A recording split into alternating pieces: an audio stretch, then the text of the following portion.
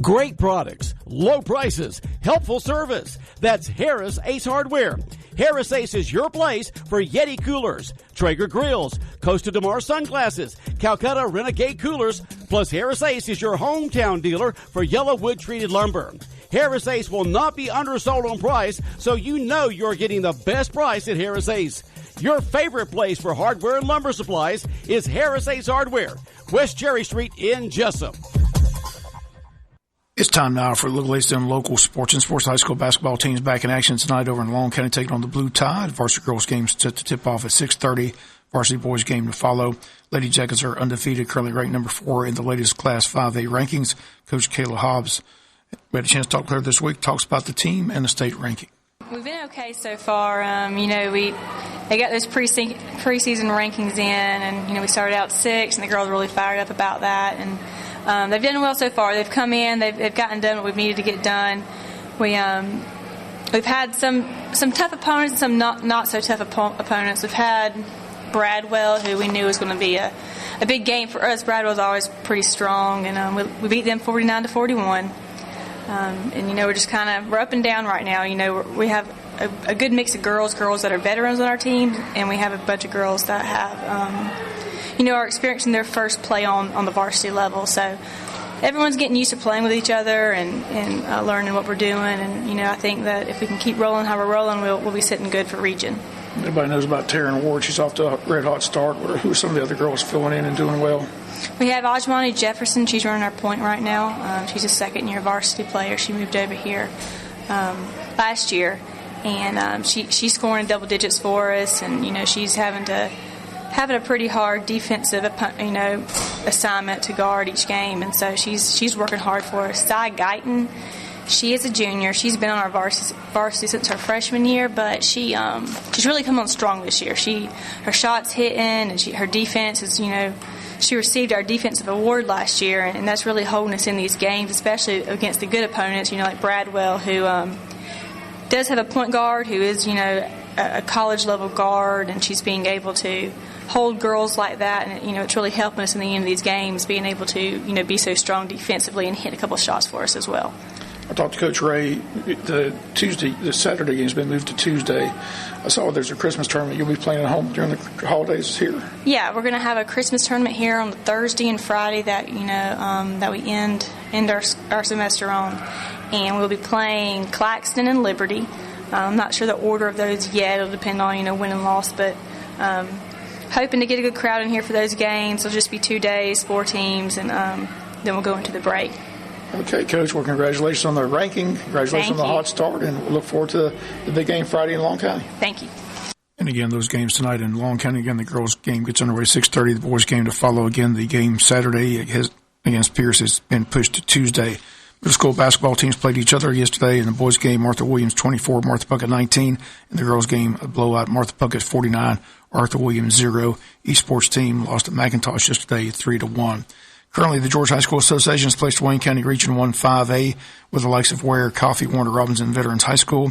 Wayne County's first appeal denied, but there's a final appeal this coming Wednesday. For more on that and the high school football banquet and the football season, we checked in this week with Wayne County head coach and AD Ken Cribb. Really pleased, Bob. I'm real proud of our coaches and our kids, and some you call it a rebuilding year or whatever you call it. We were a young team, and I thought the kids worked extremely hard, starting in the spring, off-season workouts, and had a great summer.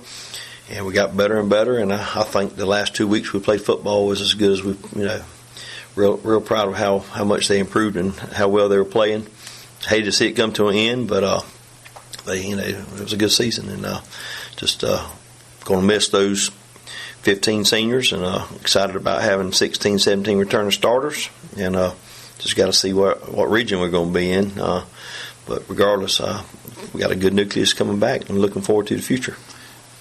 The banquet date's been set. That's the time you get to say goodbye, plus graduation. But again, it's always a special event. I know you want to invite everybody out to the banquet. Yep, it's going to be on Thursday, January 16th at 6 o'clock here at the high school. Super excited about that. And like I said, it's sad to see the seniors go, but we'll have that on the 16th, and then we'll follow that up with signing day on I think, February 5th, on the first Wednesday of February. And so hopefully we'll have some kids sign on the dotted line to make their decisions on their future and where they're going to continue their, football, what school they're going to. And of course we'll have the weight room kicked in pretty heavy by then, and just getting ready for 2020. 2020. As you mentioned, 2020 will be a new region. Still waiting. I know we have one more appeal that's going to take place on Wednesday. Is that correct? That's correct. It's going to be next Wednesday on the 10th or 11th. I think it's 11th. We got a time set, and looking forward to that. And regardless, we'll take pride in being in a super region, or I like to play closer to home. I'm not real excited about traveling any of our sports, traveling 6 hours in one school day. That's tough on everybody. But regardless if we're in 5A in Region 1 or 4A or 6A or whatever they decide to do with us, we'll take it head on and get ready and compete as always. Okay, well, wish you the best of luck on Wednesday. You and the superintendent going to that meeting, or who all goes? I think Dr. McDaniel and I are going to go up there and put on the gloves and see what go up there and battle a little bit and see what we can do. But it's not about who we play. I'm just going to tell you, a lot of people look at that, but it's about giving the kids an opportunity to be successful. And I just can't see you take a young 9th, 10th grade soccer player, and they have to travel with the boys, and they have to miss the 3rd and 4th block to get there in time to get warmed up and start, and got to sit there and wait till the boys' game's over, and then leave there at 10 o'clock and get home at 1. No, we'll get home that early. Got to stop and eat supper at McDonald's. So I can't imagine them getting into bed for 1, 2 o'clock, and then expect to be at the bus stop at 6 o'clock next morning. That's tough. So I know you got to do what you got to do, but if there's a way to be a little smarter with travel and where we go for region competition, I think we need to try to do that. And once again, that last appeal headed up to Thomaston, Georgia, this coming Wednesday at the Civic Center. Wayne scheduled for 10:45 a.m. that morning. Ware County also looking to move their appeal to be heard right before Wayne's at 10:30. Several of the schools also appealing, including Calhoun, Blessed Trinity, Woodward Academy, Brooks County, Dalton, and Shiloh. Beach is on hand to appeal their penalties for playing ineligible players during the football season. President of the Georgia High School Association, Glenn White, Vice President Lisa Moore Williams, Media Director Steve Figueroa. And it's all set for Wednesday morning, which Coach Ken Cribb and Dr. Brett McDaniel, best of luck. Wayne County has had received some help in this effort. State Representative Stephen Meeks and Bill Werkheiser have made some calls trying to help Wayne County's cause of the long road trips. Keep our fingers crossed. Hope for the best news on Wednesday. If not, we'll be ready to get ready for those long trips to Veterans High School and Warner Robins over the next 2 years. NFL football last night, the Cowboys' season falling apart.